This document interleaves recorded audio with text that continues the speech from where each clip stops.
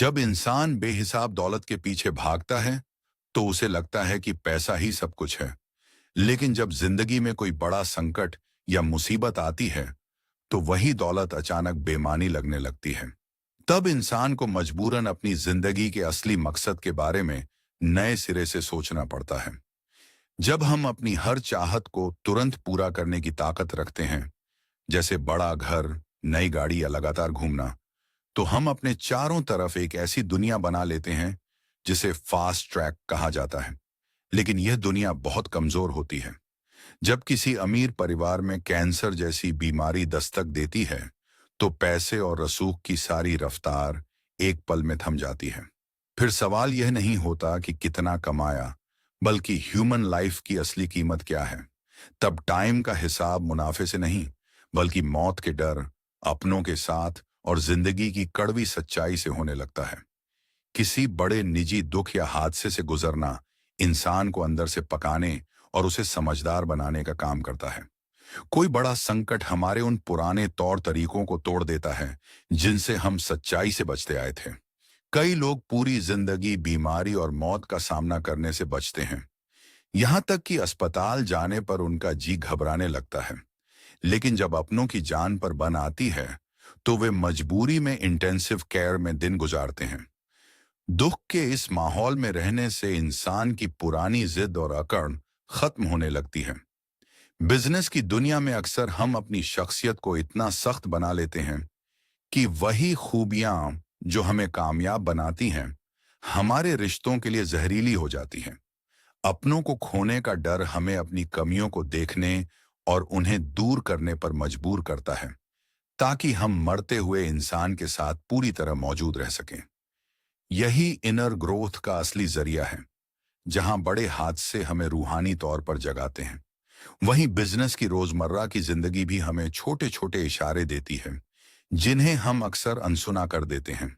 दिवालिया होना, गंभीर बीमारी या रिटायरमेंट जैसे झटके हमें होश में लाने के लिए काफी होते हैं।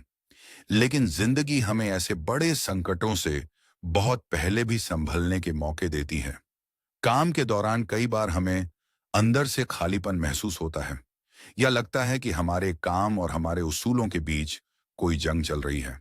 अक्सर लोग इन आवाजों को अपनी कमजोरी समझकर दबा देते हैं, लेकिन इन इशारों को सुनना ही रोज के कामकाज के पीछे छिपे असली मीनिंग और पर्पस को ढूंढने का रास्ता है।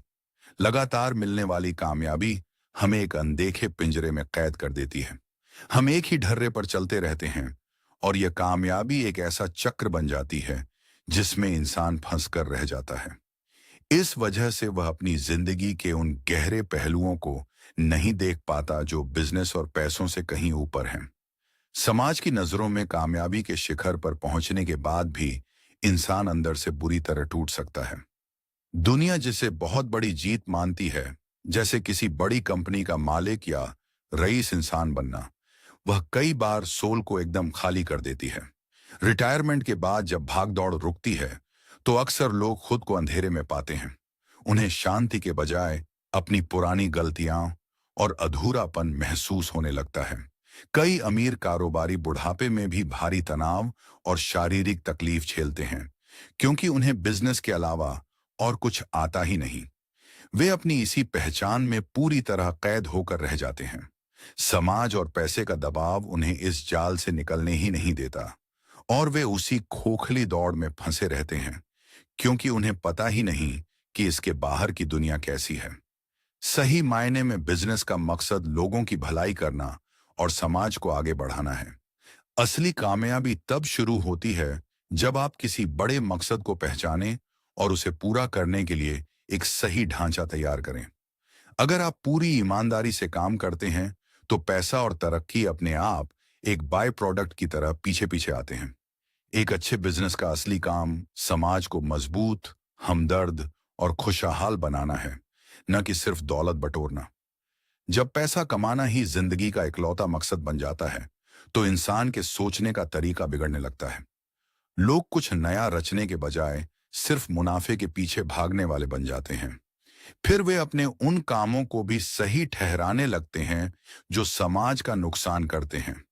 इस रूहानी खालीपन में जीने के लिए इंसान को अपने दिल पर पत्थर रखना पड़ता है। इससे वह अपनी इंसानियत और करुणा से कट जाता है और बाजार के बेरहम उसूलों को ही अपनी जिंदगी मान लेता है। पैसे की यह भूख एक नशे की तरह है। जैसे नशेड़ी को पहले से ज्यादा डोज की जरूरत पड़ती है, वैसे ही दौलत और ताकत की चाहत इंसान को एक ऐसे जाल में फंसा देती है जहां से निकलना नामुमकिन हो जाता है। फिर पैसा जरूरत नहीं, बल्कि एक जानलेवा लत बन जाता है। यह सोचना बिल्कुल गलत है कि जैसे जैसे पैसा बढ़ेगा, वैसे वैसे खुशी भी बढ़ती जाएगी।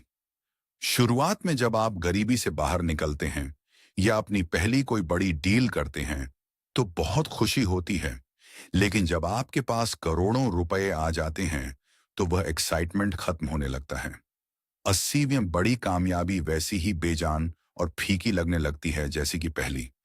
अंत में इंसान को समझ आता है कि बेहिसाब दौलत से मिलने वाली खुशी बस एक छलावा थी, और वह कामयाबी उसे वह सुकून नहीं दे पाई जिसका उसने सपना देखा था। पैसे के बड़े बड़े लेन देन का जुनून किसी जानलेवा नशे जैसा होता है। रिस्क का रोमांच इतना बढ़ जाता है कि असली दौलत या आपसी रिश्तों की कोई कीमत नहीं रह जाती। शुरू में किसी कामयाब सौदे से जो खुशी मिलती है, वह दिमाग को उसका आदी बना देती है। जल्द ही यह एक पागलपन यानी ऑब्सेशन बन जाता है, जहां इंसान को और भी बड़े झटकों की जरूरत महसूस होने लगती है। जब कोई दुनिया भर के रियल एस्टेट बाजार में करोड़ों का खेल खेलता है और प्राइवेट जेट्स और यॉट्स की भागदौड़ में उलझा रहता है, तो पैसे की अपनी कोई अहमियत नहीं रह जाती।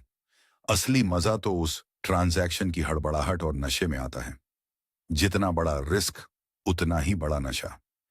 इंसान एक ऐसा एडिक्ट बन जाता है जिसे जिंदा महसूस करने के लिए बस अफरा तफरी चाहिए होती है।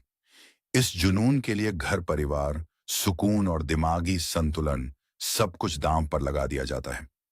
यहां तक कि पूरी तरह बर्बाद हो जाने का डर भी उस रोमांच का हिस्सा बन जाता है जिसकी उसे लत लग चुकी है। समाज का यह मानना बिल्कुल गलत है कि जितनी ज्यादा दौलत उतनी ही बेहतर जिंदगी। यह एक ऐसा झूठ है जो हमारी शांति छीन लेता है, क्योंकि हम हमेशा दूसरों से अपनी बराबरी करने के जाल में फंस जाते हैं। यह सोच कि ज्यादा चीजें जमा करने से सुख मिलेगा, एक बहुत बड़ा धोखा है। इस अंतहीन दौड़ की वजह से इंसान कभी भी असली इनर पीस नहीं पा सकता। जब करोड़ों की दौलत और खुद का जहाज होने के बाद भी किसी रिश्तेदार का और भी शानदार प्राइवेट जेट देखकर खुशी गायब हो जाए, तो समझो आप इस जाल में बुरी तरह फंस चुके हैं। तब पैसे की अपनी कोई कीमत नहीं रहती। दिमाग बस दूसरों के मुकाबले खुद को कमतर देखने की गुलामी करने लगता है। अपनी पहचान को दूसरों की दौलत से नापना सिर्फ दुख और अधूरापन ही देता है। जब इंसान बहुत ऊंचे ओहदे और ताकत पर पहुंचता है, तो उसे एक खास तरह का चेहरा, पर्सना बनाकर रखना पड़ता है। वक्त के साथ यह कामयाबी का मुखौटा इतना सख्त हो जाता है कि वह एक जेल बन जाता है। यह इंसान की अपनी आजादी को छीन लेता है और उसे उसके असली स्वभाव से दूर कर देता है, जिससे वह खुद को बिल्कुल अकेला महसूस करने लगता है। हैरानी की बात यह है कि एक बहुत बड़ा एंटरप्राइज खड़ा करने की कामयाबी ही इंसान की उस आजादी और रिस्क लेने की हिम्मत को खत्म कर देती है जिसने उसे बनाया था। जैसे जैसे बिजनेस और जिम्मेदारियां बढ़ती हैं, वैसे वैसे खुलकर काम करने की आजादी कम होने लगती है। एक क्रिएटर जो हमेशा कुछ नया करना चाहता है, उसे अब सिर्फ बनी बनाई चीज को बचाकर रखने के लिए मजबूर होना पड़ता है। जो निडर अंदाज शुरू में काम आया था, वही अब बोझ बन जाता है। इंसान अपने ही बनाए इस बड़े ढांचे में घुटने लगता है और उसे अपनी ही कामयाबी एक भारी बोझ लगने लगती है। लोग समाज में इज्जत पाने के लिए अपने असली स्वभाव को मरोड़ देते हैं ताकि वे उस ऊंचे ओहदे में फिट बैठ सकें। वे बाहर से तो बेहद कामयाब दिखते हैं, पर अंदर से एकदम खोखले और अपाहिज हो जाते हैं। इसे ऐसे समझें कि जैसे कोई बहुत महंगी पर गलत नाप की सूट पहन ले और उसे पहनने के लिए अपनी पीठ को मोड़ ले या अपनी सांस रोक ले, वैसे ही लोग कामयाबी का यूनिफॉर्म पहनने के लिए अपनी आत्मा को मोड़ लेते हैं। दुख की बात यह है कि दुनिया इस बाहरी चमक धमक की तारीफ करती है, पर यह नहीं देख पाती कि उस इंसान ने खुद को कितना बेबस और लाचार कर लिया है। पढ़ाई लिखाई और समाज के सबसे ऊंचे पायदान पर पहुंचने के बाद भी इंसान अंदर से बुरी तरह टूट सकता है। यह दुख कोई बीमारी नहीं है जिसे इलाज से ठीक किया जाए, बल्कि यह एक इशारा है कि अब सोचने का तरीका बदलना होगा। एक बड़े प्रोफेसर के रूप में दुनिया आपको सलाम करती है, पर घर लौटकर वही बेचैनी और गहरा अधूरापन महसूस होता है। लोग इसे किसी थेरेपी या पुराने सिद्धांतों जैसे फ्रॉइडियन नजरिए से ठीक करने की कोशिश करते हैं, पर यह सिर्फ चश्मा बदलने जैसा है। यह बेचैनी दरअसल एक कंपास की तरह है, जो बता रही है कि जिंदगी का यह पुराना तरीका अब खत्म हो चुका है और अब रूहानी और आध्यात्मिक गहराई की तलाश करने का टाइम आ गया है। जब आप अपने काम में बहुत माहिर हो जाते हैं, तो उसमें एक गहरा उबाऊपन आने लगता है। जो लोग हमेशा कुछ न कुछ करने के आदी होते हैं, द डूअर्स, वे इस बोरियत से बचने के लिए और ज्यादा काम करने लगते हैं। उन्हें लगता है कि और ज्यादा भाग दौड़ करने से यह खालीपन भर जाएगा। वे अपनी छुट्टियों को भी किसी टास्क की तरह थकान भरा बना लेते हैं, पर उन्हें अंदर ही अंदर यह डर सताता है कि उनका इकलौता हथियार, डूइंग मोर, अब फेल हो रहा है। जितनी ज्यादा कोशिश, उतनी ज्यादा बेचैनी। ये इस बात का साफ इशारा है कि सिर्फ काम करने से अब सुकून नहीं मिलेगा। बाजारवाद, कंज्यूमरिज्म, हमारी कमियों और बोरियत का फायदा उठाता है। हमें यह झूठ बेचा जाता है कि बाहरी चीजें खरीदने से अंदर का रूहानी खालीपन भर जाएगा।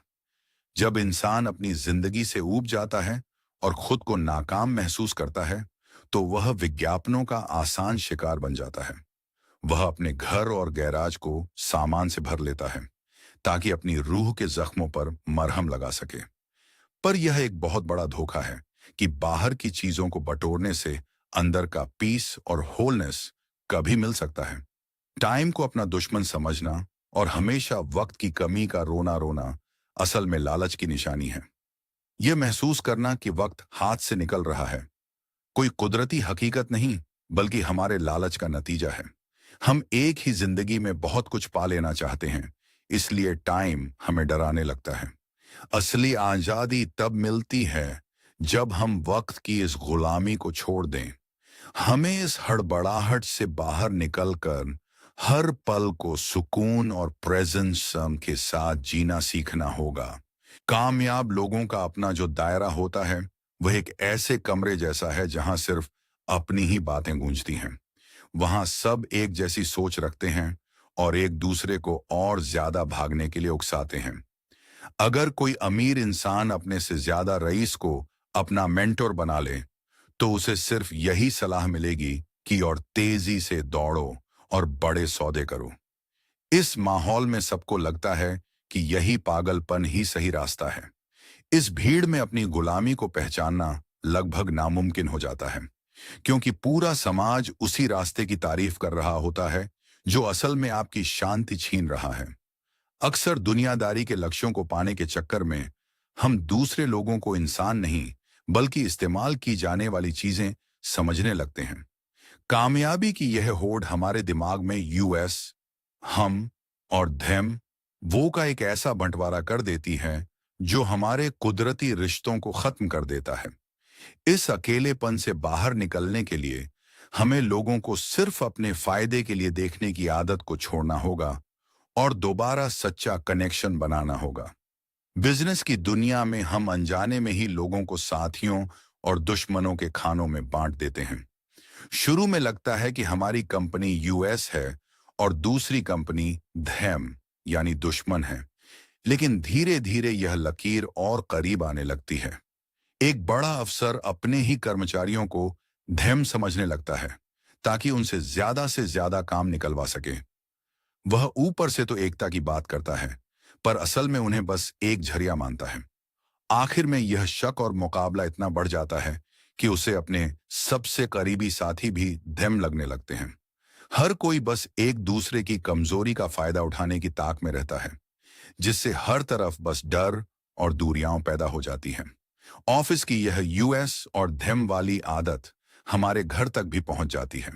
जब जीवन साथी हमारे काम में लगने वाले टाइम को लेकर शिकायत करता है, तो हम उसे अपनी तरक्की की राह का रोड़ा समझने लगते हैं। वह अचानक यूएस से धम बन जाता है।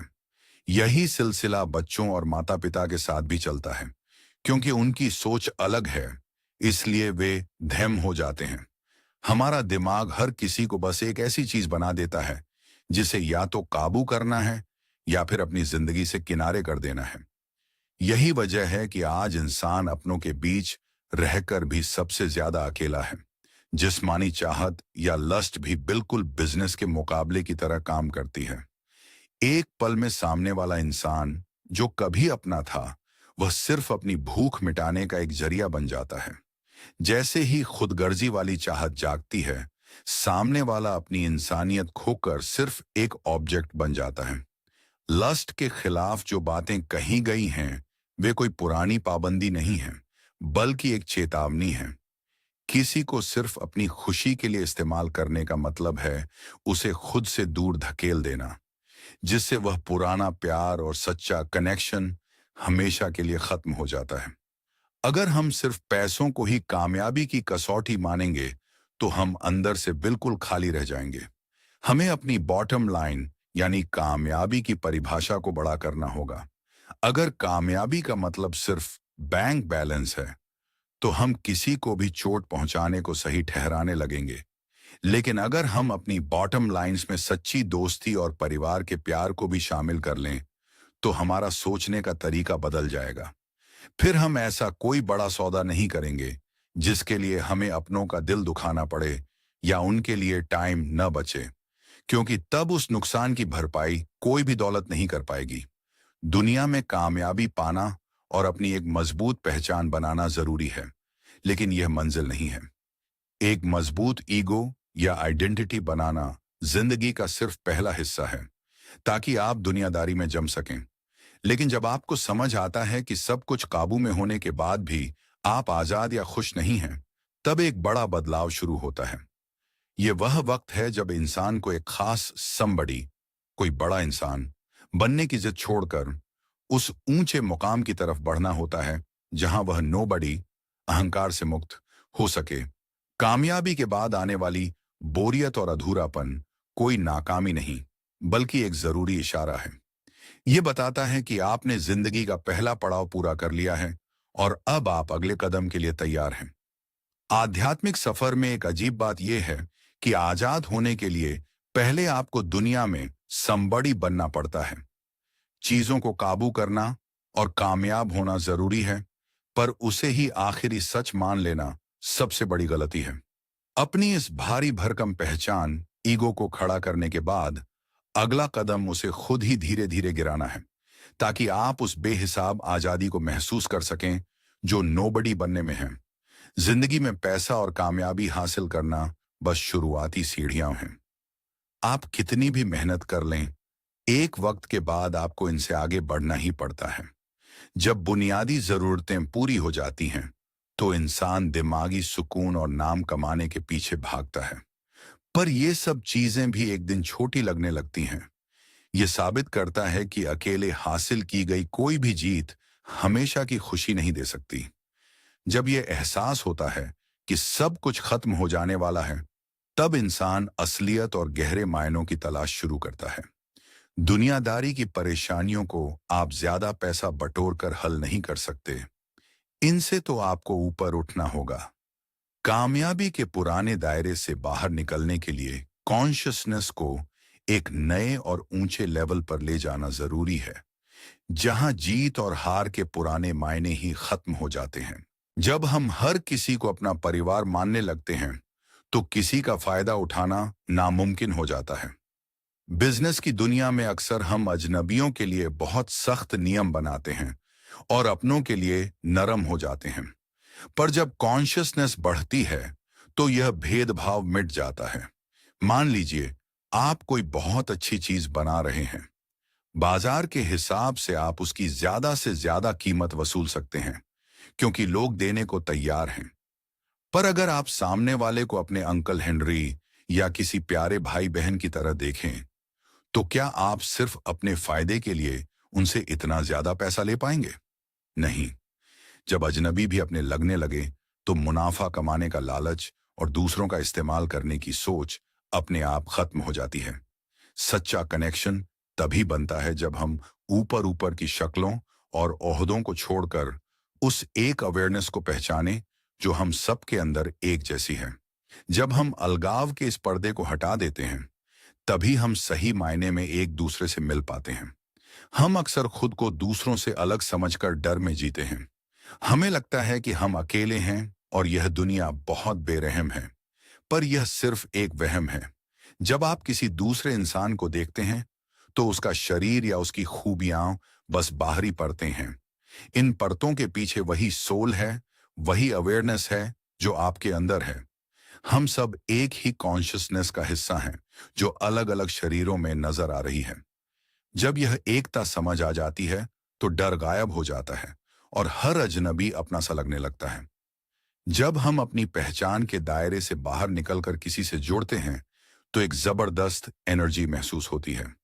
यह जुड़ाव हमें रूहानी सुकून देता है और हमें हम होने का एहसास कराता है। इस खुशी को चखने के बाद इंसान का मन करता है कि वह हमेशा इसी में डूबा रहे। इसीलिए जब हम दोबारा अपने ईगो या अकेलेपन में वापस गिरते हैं, तो वह बहुत तकलीफदेह होता है। यह दर्द हमें मजबूर करता है कि हम गौर करें कि आखिर किन ख्यालों या चीजों की वजह से हम इस सुकून से दूर होकर अकेलेपन के पिंजरे में वापस आ गिरे। लोग अक्सर अपनी रोजमर्रा की उलझनों से बचने के लिए रोमांचक चीजों का सहारा लेते हैं, जैसे कोई बड़ा सौदा करना, स्कीइंग करना या प्यार के पल।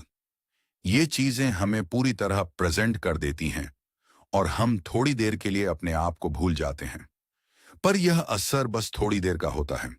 जैसे ही वो काम खत्म होता है, हम वापस अकेलेपन में आ जाते हैं।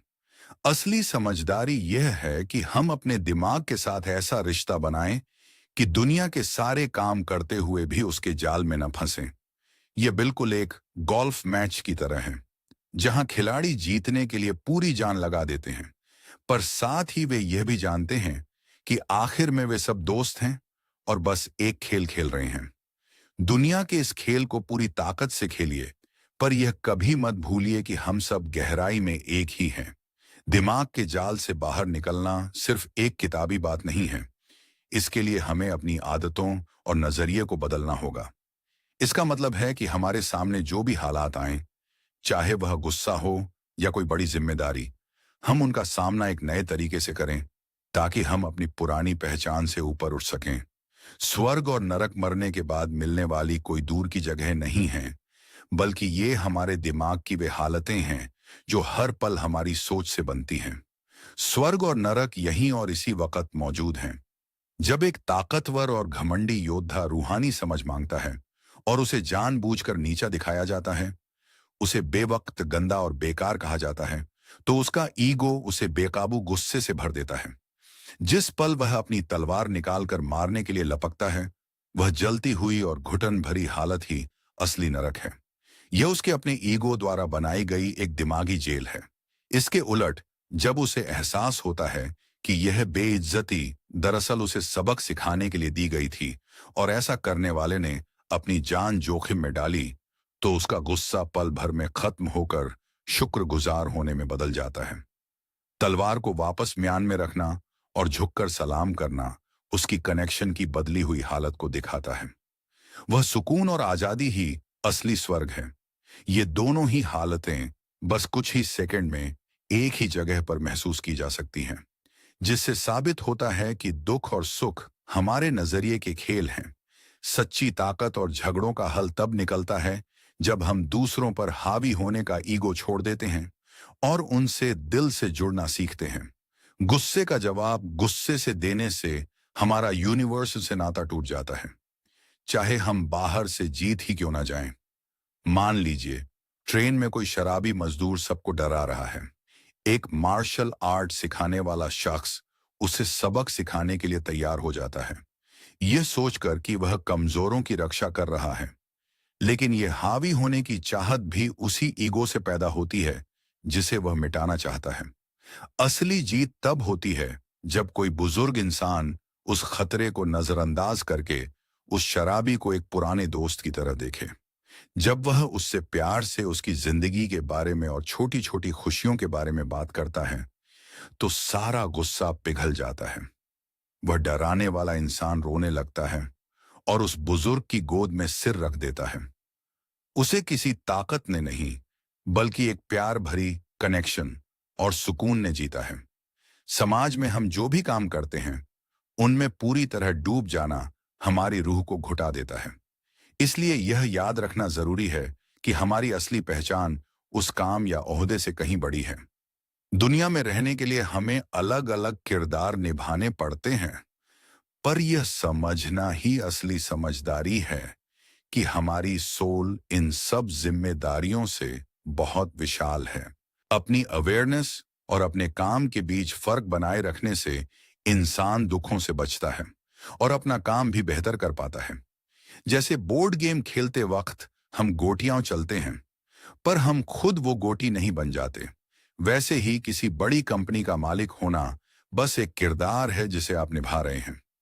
जब कोई खुद को सिर्फ अपने पद से जोड़ लेता है, तो काम में उतार चढ़ाव आने पर उसे बहुत डर और बेचैनी होने लगती है। लेकिन अगर आप यह समझें कि आप सिर्फ एक रोल कर रहे हैं, तो आप आजाद महसूस करेंगे। तब नौकरी का जाना कोई तबाही नहीं, बल्कि आगे बढ़ने का एक नया मौका बन जाता है। इस तरह के सादे और सुलझे हुए नजरिए से आप जिंदगी का खेल और भी अच्छी तरह खेल पाते हैं।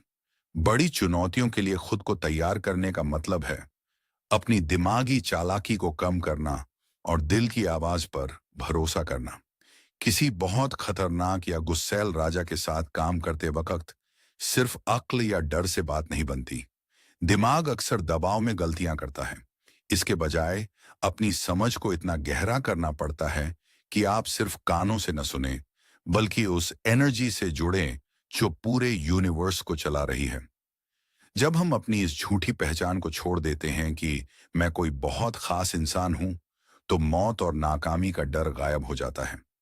जब यह ईगो पूरी तरह मिट जाता है, तभी इंसान बड़ी से बड़ी जिम्मेदारी को बिना किसी डर और पूरे सुकून के साथ निभा पाता है।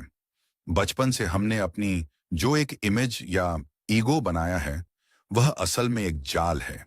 यह ईगो हमारा असली रूप नहीं है, बल्कि यह तो माँ बाप और समाज की सिखाई हुई बातें हैं। हम सब एक दूसरे की इस झूठी पहचान को बढ़ावा देते रहते हैं और इसी में फंसे रहते हैं। अपनी रूह की तरक्की के लिए इस दिमागी कैद से बाहर निकलना जरूरी है। दिमाग को अपना मालिक बनाने के बजाय उसे अपना सेवक बनाना होगा। अपनी दिमागी काबिलियत पर घमंड करना बिल्कुल वैसा ही है जैसे कोई कैदी अपनी जेल की कोठरी पर नाज करे। हमारी रोज की जिंदगी तब पूरी तरह बदल जाती है जब हम अपने ईगो के छोटे दायरे से बाहर निकलते हैं। तब हमारे हर छोटे बड़े काम और मेल जोल में वह असीम और गहरी समझ झलकने लगती है जो इस दुनिया के परे है। हमारी चोटों और पुरानी कड़वी यादों के नीचे एक बहुत बड़ी और शानदार एनर्जी छिपी हुई है, जिसे हम अपनी झूठी पहचानों को हटाकर ही पा सकते हैं। यह असीम खजाना हम सबके अंदर है, पर समाज की सिखाई हुई बातों और पुराने दुखों ने इसे ढक रखा है। इस अंदरूनी ताकत तक पहुंचने के लिए हमें उन चीजों को छोड़ना होगा जो सच नहीं है। जब हम इन झूठी परतों को हटाते हैं और अच्छे काम करते हैं, तो हम कुदरत के उस महान रहस्य और जादू को देख पाते हैं जिसे हम अक्सर भूल चुके होते हैं। स्वर्ग और नरक मरने के बाद मिलने वाली कोई दूर की जगह नहीं है, बल्कि ये हमारे दिमाग की वे हालतें हैं जो हर पल हमारी सोच से बनती हैं। स्वर्ग और नरक यहीं और इसी वक्त मौजूद हैं। जब एक ताकतवर और घमंडी योद्धा रूहानी समझ मांगता है और उसे जानबूझकर नीचा दिखाया जाता है, उसे बेवक्त, गंदा और बेकार कहा जाता है, तो उसका ईगो उसे बेकाबू गुस्से से भर देता है। जिस पल वह अपनी तलवार निकालकर मारने के लिए लपकता है, वह जलती हुई और घुटन भरी हालत ही असली नरक है। यह उसके अपने ईगो द्वारा बनाई गई एक दिमागी जेल है। इसके उलट, जब उसे एहसास होता है कि यह बेइज्जती दरअसल उसे सबक सिखाने के लिए दी गई थी और ऐसा करने वाले ने अपनी जान जोखिम में डाली, तो उसका गुस्सा पल भर में खत्म होकर शुक्रगुजार होने में बदल जाता है। तलवार को वापस म्यान में रखना और झुककर सलाम करना उसकी कनेक्शन की बदली हुई हालत को दिखाता है। वह सुकून और आजादी ही असली स्वर्ग है। ये दोनों ही हालतें बस कुछ ही सेकंड में एक ही जगह पर महसूस की जा सकती हैं, जिससे साबित होता है कि दुख और सुख हमारे नजरिए के खेल हैं। सच्ची ताकत और झगड़ों का हल तब निकलता है जब हम दूसरों पर हावी होने का ईगो छोड़ देते हैं और उनसे दिल से जुड़ना सीखते हैं। गुस्से का जवाब गुस्से से देने से हमारा यूनिवर्स से नाता टूट जाता है, चाहे हम बाहर से जीत ही क्यों ना जाएं। मान लीजिए ट्रेन में कोई शराबी मजदूर सबको डरा रहा है। एक मार्शल आर्ट सिखाने वाला शख्स उसे सबक सिखाने के लिए तैयार हो जाता है, यह सोचकर कि वह कमजोरों की रक्षा कर रहा है। लेकिन यह हावी होने की चाहत भी उसी ईगो से पैदा होती है जिसे वह मिटाना चाहता है। असली जीत तब होती है जब कोई बुजुर्ग इंसान उस खतरे को नजरअंदाज करके उस शराबी को एक पुराने दोस्त की तरह देखे। जब वह उससे प्यार से उसकी जिंदगी के बारे में और छोटी छोटी खुशियों के बारे में बात करता है, तो सारा गुस्सा पिघल जाता है। वह डराने वाला इंसान रोने लगता है और उस बुजुर्ग की गोद में सिर रख देता है। उसे किसी ताकत ने नहीं, बल्कि एक प्यार भरी कनेक्शन और सुकून ने जीता है। समाज में हम जो भी काम करते हैं, उनमें पूरी तरह डूब जाना हमारी रूह को घुटा देता है। इसीलिए यह याद रखना जरूरी है कि हमारी असली पहचान उस काम या ओहदे से कहीं बड़ी है। दुनिया में रहने के लिए हमें अलग अलग किरदार निभाने पड़ते हैं, पर यह समझना ही असली समझदारी है कि हमारी सोल इन सब जिम्मेदारियों से बहुत विशाल है। अपनी अवेयरनेस और अपने काम के बीच फर्क बनाए रखने से इंसान दुखों से बचता है और अपना काम भी बेहतर कर पाता है। जैसे बोर्ड गेम खेलते वक्त हम गोटियां चलते हैं, पर हम खुद वो गोटी नहीं बन जाते। वैसे ही किसी बड़ी कंपनी का मालिक होना बस एक किरदार है जिसे आप निभा रहे हैं। जब कोई खुद को सिर्फ अपने पद से जोड़ लेता है, तो काम में उतार चढ़ाव आने पर उसे बहुत डर और बेचैनी होने लगती है। लेकिन अगर आप यह समझें कि आप सिर्फ एक रोल कर रहे हैं, तो आप आजाद महसूस करेंगे। तब नौकरी का जाना कोई तबाही नहीं, बल्कि आगे बढ़ने का एक नया मौका बन जाता है। इस तरह के सादे और सुलझे हुए नजरिए से आप जिंदगी का खेल और भी अच्छी तरह खेल पाते हैं। बड़ी चुनौतियों के लिए खुद को तैयार करने का मतलब है अपनी दिमागी चालाकी को कम करना और दिल की आवाज पर भरोसा करना। किसी बहुत खतरनाक या गुस्सैल राजा के साथ काम करते वक्त सिर्फ अक्ल या डर से बात नहीं बनती।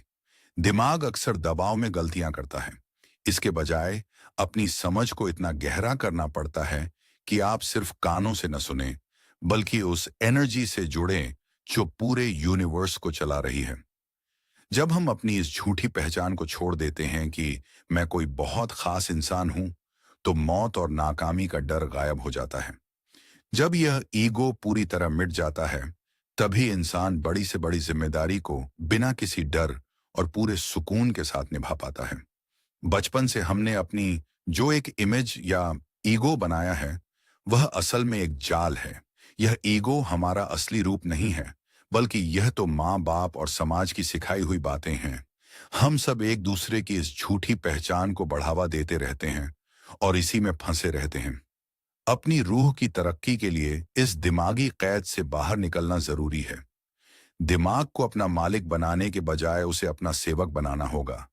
अपनी दिमागी काबिलियत पर घमंड करना बिल्कुल वैसा ही है जैसे कोई कैदी अपनी जेल की कोठरी पर नाज करे। हमारी रोज की जिंदगी तब पूरी तरह बदल जाती है जब हम अपने ईगो के छोटे दायरे से बाहर निकलते हैं।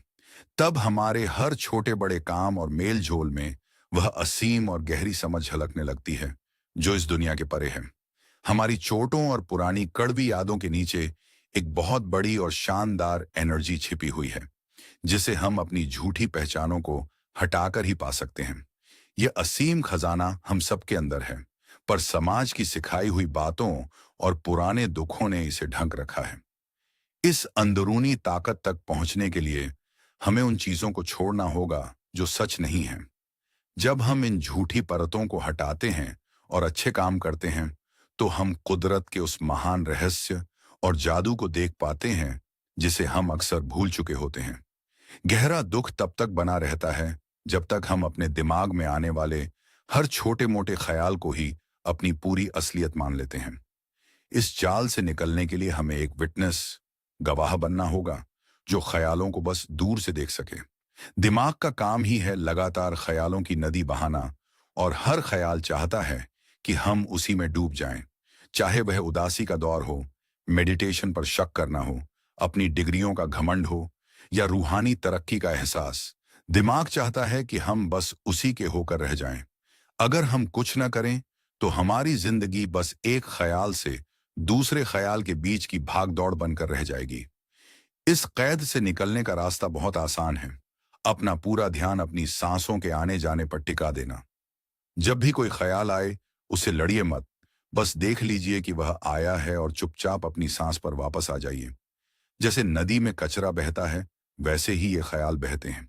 आप नदी नहीं हैं, आप तो किनारे पर बैठे वह स्काई, आसमान है, जहां ये ख्याल बादलों की तरह आते जाते हैं।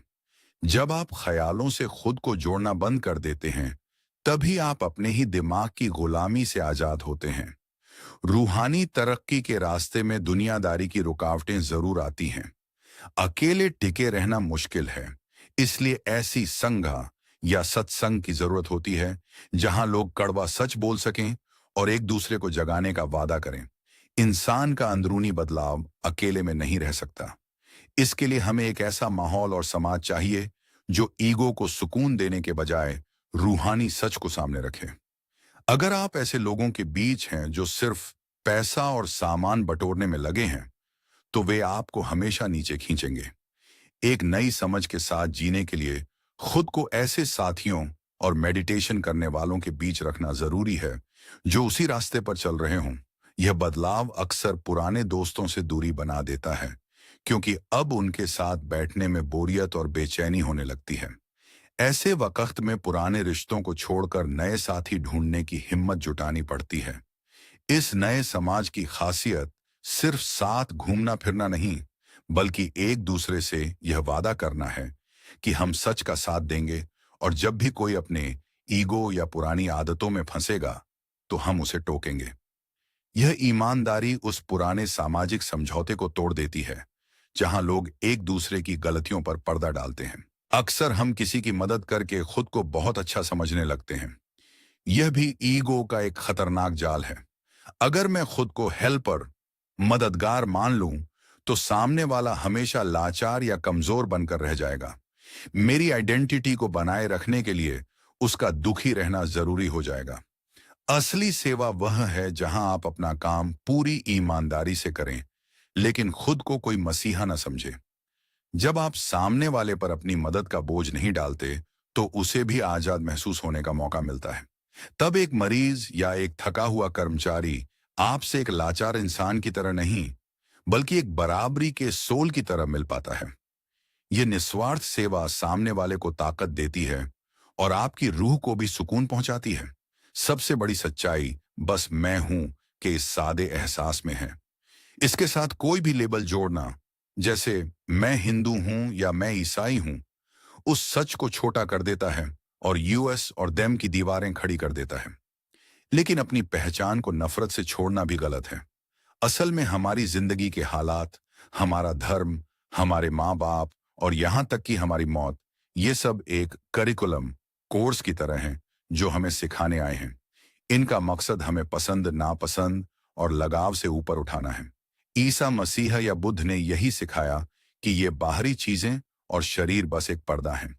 असली मंजिल तो उस एक सच तक पहुंचना है जहां कोई भेदभाव ना हो। आज की धर्म की सबसे बड़ी त्रासदी यही है कि लोग सिखाने वाले तरीके को ही आखिरी सच मान बैठे हैं और उसी के लिए लड़ रहे हैं। अपने आप को दूर से देखना, विटनेस बनना, बस एक पड़ाव है। आखिरी मंजिल तो वह है जहां आप बस बीइंग, होना बन जाएं, जैसे एक पेड़ या नदी। वहां आप कुछ कर नहीं रहे होते, बस सब कुछ अपने आप हो रहा होता है। तब सेवा करना कोई मजबूरी या नेक काम नहीं रह जाता, बल्कि एक सहज क्रिया बन जाता है। जैसे हाथ आग में जलने लगे तो दूसरा हाथ उसे बचाने के लिए अपने आप दौड़ पड़ता है। इस हालत में इंसान दुनिया के भारी दुखों को भी देख पाता है और साथ ही उस असीम शांति को भी महसूस करता है जो यूनिवर्स उनकी दी हुई है। ये दोनों चीजों को एक साथ थामे रखने की काबिलियत ही असली समझदारी है। दुनिया के दर्द को महसूस करते हुए भी अपने अंदर की उस दिव्य शांति में टिके रहना ही असली रूहानी मुकाम है। आज की दुनिया के संकटों और बदलती टेक्नोलॉजी ने यह साबित कर दिया है कि जिसे हम पक्का और असली मानते थे वह सब बहुत कमजोर है। हर वक्त होने वाली तबाही की खबरें और पैसों के खेल की अनिश्चितता हमें अंदर से जगा रही हैं। जैसे पुराने विज्ञान के नियम बदल गए, वैसे ही आज की इंफॉर्मेशन की बाढ़ ने हमारी पुरानी सोच को हिला दिया है। अब कोई भी अपनी छोटी सी दुनिया में महफूज नहीं है। जब पुराने तरीके काम नहीं आ रहे, तो पूरी इंसानियत मजबूर होकर एक गहरे सच की तलाश कर रही है। आज जो लोग कामयाबी के शिखर पर हैं, उनकी हालत देखकर समझ आता है कि पैसा और शोहरत सुकून नहीं दे सकते। दुनिया जिन्हें अपना हीरो मानती है, वे खुद अंदर से दुखी और डरे हुए हैं। यह सामूहिक उदासी कोई बुरी चीज नहीं है, बल्कि यह हमें जगाने के लिए जरूरी है। जब हम देख लेते हैं कि बाहर की चमक धमक बिल्कुल खोखली है, तभी हमारा दिमाग उस पुरानी दौड़ को छोड़ता है और एक नई रूहानी मंजिल की तरफ मुड़ने के लिए तैयार होता है।